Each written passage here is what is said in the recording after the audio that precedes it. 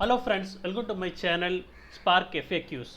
In this channel, I post lot of video content on Apache Spark with programming language Python and Scala. Okay, so in this channel, I share more content in a practical oriented, which is hands-on tutorial. Okay, please subscribe to my channel to get a lot of technical videos on Spark, and also please click on bell button to get notification whenever I add new videos. Please share this information to your friends so that we will help a larger learning community. Okay, so let's focus on this video. Actually, I'm going to start a new video series which is learning Apache Spark with Scala in Databricks Cloud. Okay, it's going to be fully hands-on tutorial. So what we are going to do first, just people who are very new to the Apache Spark. So Apache Spark is a unified engine for large scale data processing.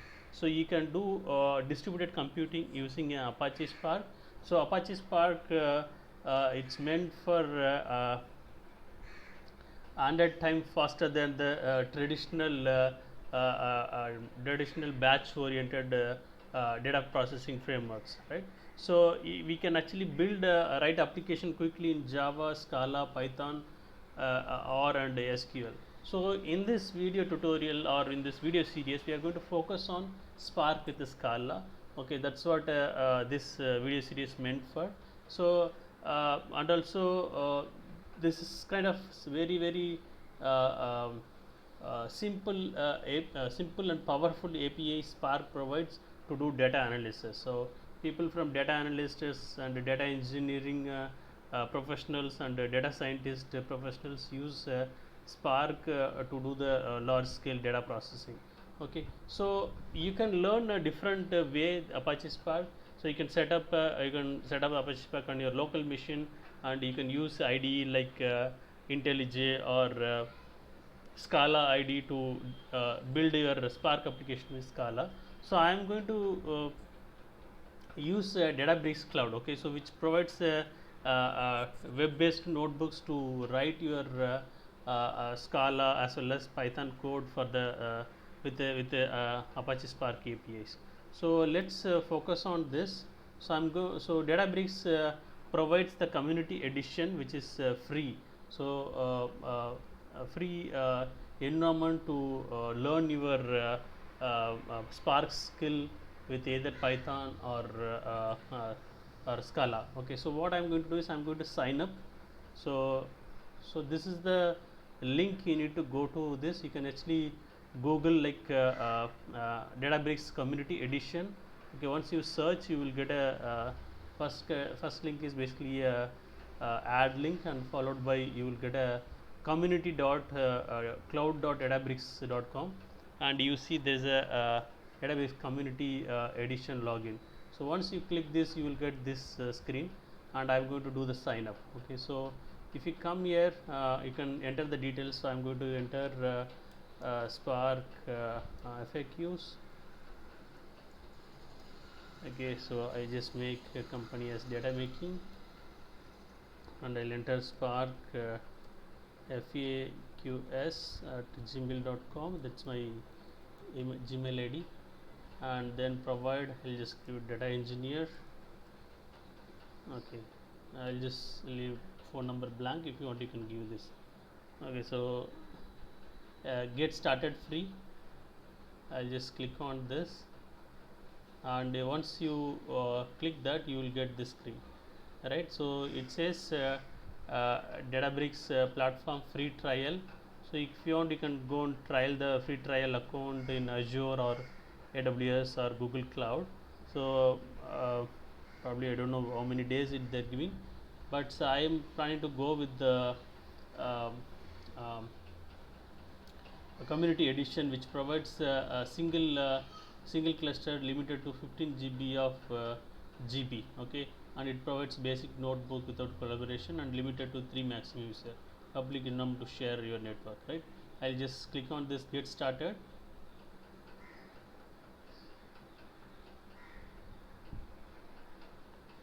So based on your internet bandwidth, it will launch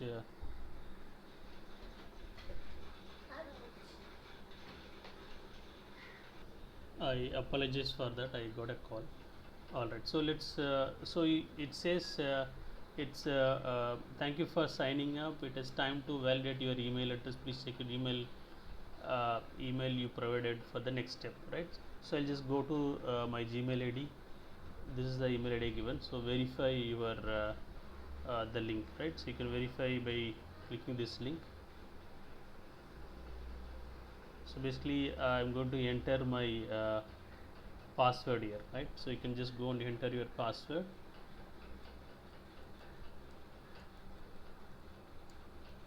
and repeat your password and reset the password.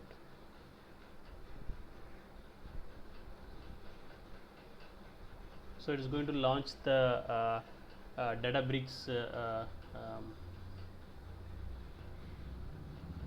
It's going to launch the Databricks cloud. Okay, so it's a community edition cloud.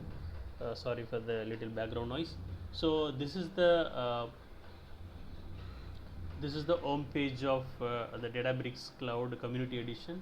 You see there is there are some notebooks available already. You can just go and explore that. If you want to explore your data, you can import your data and do some analysis on top of your data, and you can create click here and create an empty notebook, and you can also create this side. You can also create the notebook using these means, and the idea is to create a cluster.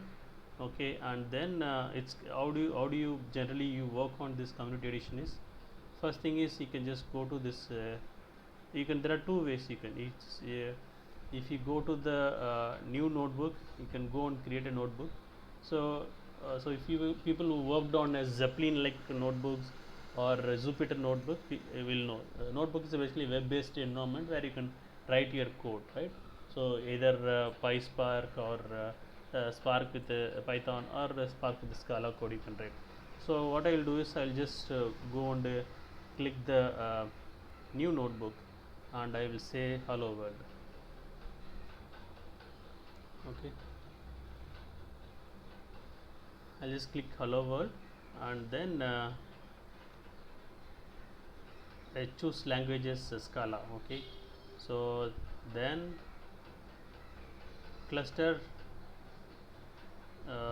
there's no I have not created a cluster yet, so I'll just you can go and create a cluster, and you can choose it here while creating notebook, or you can just create a notebook, and you say here so in Spark, right? So basically the first thing you need to do is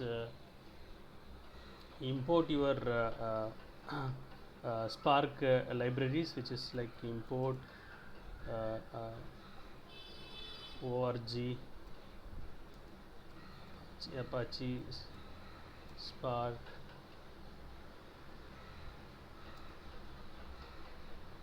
.sql. Okay, dot Spark session, right? Okay, so this and then this is the import statement. I will try to run this statement, right? This simple import Spark import statement.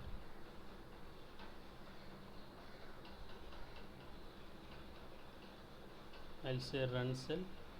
So it says this notebook is not attached to the cluster.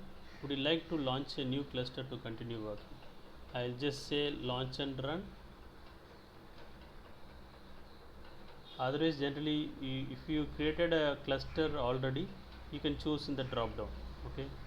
Now you see there is a cluster called my cluster got created, and the Spark version which is configured is Spark 3.1.1, Scala version 2.12, and the Databricks runtime is 8.3, right? So I think it's yet to be completed, the launching the cluster, so still it is running. So let's wait for some time. I'll just pause this, and I was just pause this video to get a cluster to be created. So I again resumed the video. So still it is creating the cluster. So generally it used to be fast. I don't know, for some reason it's just still launching.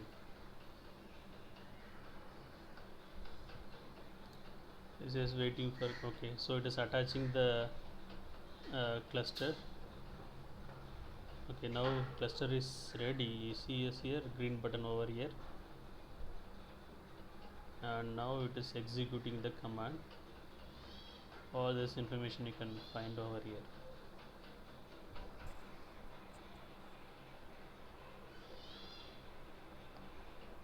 Okay, so now this statement is executed. So what I will do is I will add one more cell, and I will try to create a Spark session object. So Spark session is the class which is help us to so it has a builder method which is help us to submit our code to the cluster. Okay, so whatever the code we write, so that code will be submitted to the Spark cluster using a Spark session object. So it's kind of a connection object for generally when you want to connect your database and run your SQL queries, so you make a database connection object. Similarly, Spark session is the connection which is used to establish the connection to the cluster and submit your jobs. Builder method dot, you can set a app name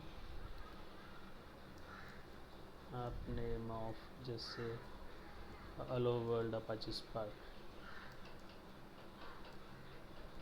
hello world Apache Spark.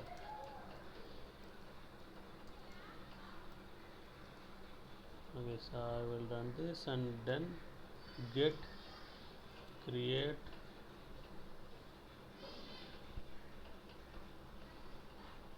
get or create.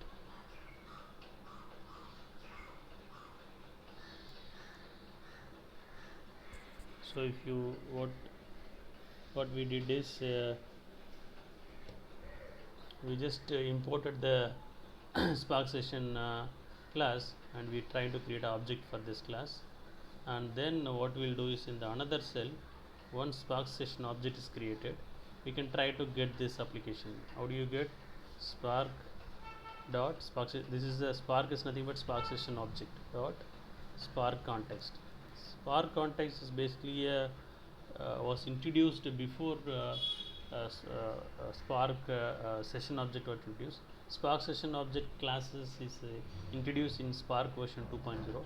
Before that, we use Spark context to establish the connection to the Spark cluster. So now it is wrapped under the Spark session object, and it has app name property. Using this, you can access this app name. Okay, now let me run this. Go to run cell. So which is some error here.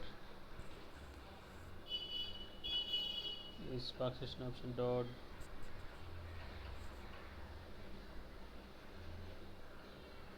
Okay, so yeah, so I'm using like PySpark, so we have to use a val keyword which says that val keyword is it supports the immutability, which this once you create an object of Spark session object which cannot be changed, so immutability it supports. So that's a thing.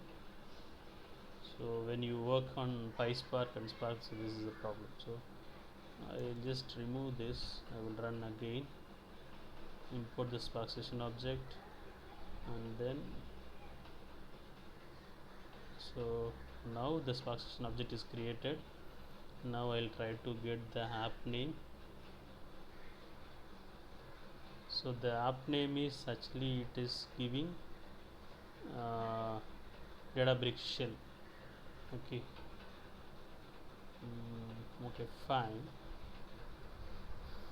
It should have been this app name. I'm not sure why. Okay, let's see. So this is even if you use function call, no, it's a property only, it's not a function call.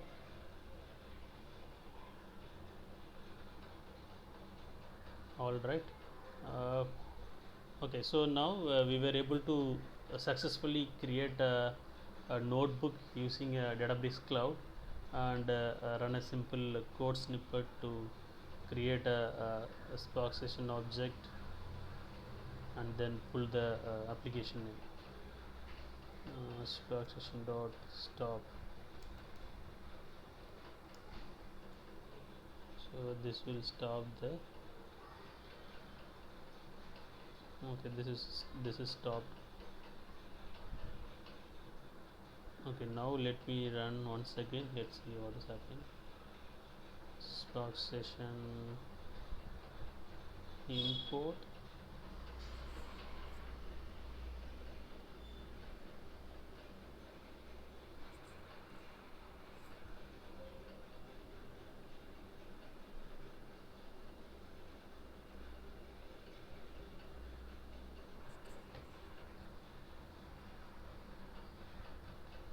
Still it is running. I little bit just feeling very slowness in my this community edition. Not sure is based on these are because of some network problem. So okay, let's wait for it.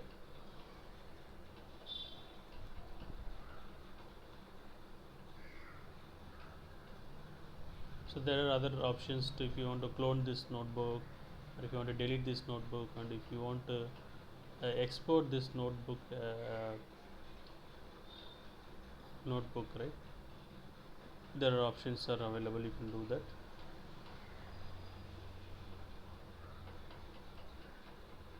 Right.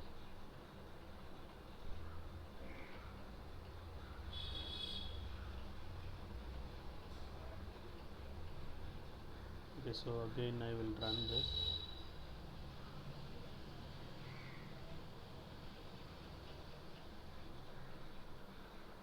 Okay, so it is run. Again I will run this, creating a Spark session object.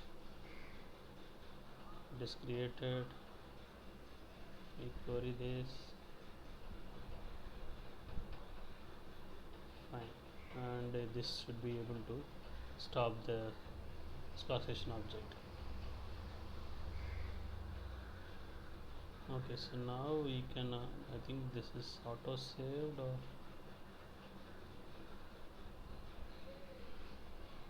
okay, now you go to the home page and we'll try to create a cluster. So there is already one cluster is created, right? So if you go to here,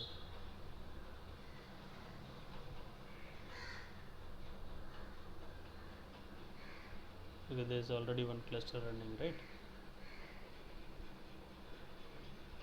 So if you click on create cluster, so this is how you can create it. Just give the name, and you can choose different run times. We have chosen is automatically chosen the 8.3. You can also the latest version 8.4 we can choose, which comes with the Spark 3.1.2. And zones we can choose. You can choose the zones. So you will get this is the uh, memory the cluster configuration we get 15 GB of RAM and 2 core processor, right? So you can use this also to create this. Okay, so probably we'll just try next time we'll create a cluster, and then we'll try to attach this cluster to in the coming up video. We will try it that way. Okay, so in this video what we saw is we just created a Databricks cloud community edition cloud account, and we created a notebook, and while running a notebook it asked us to launch cluster and attached.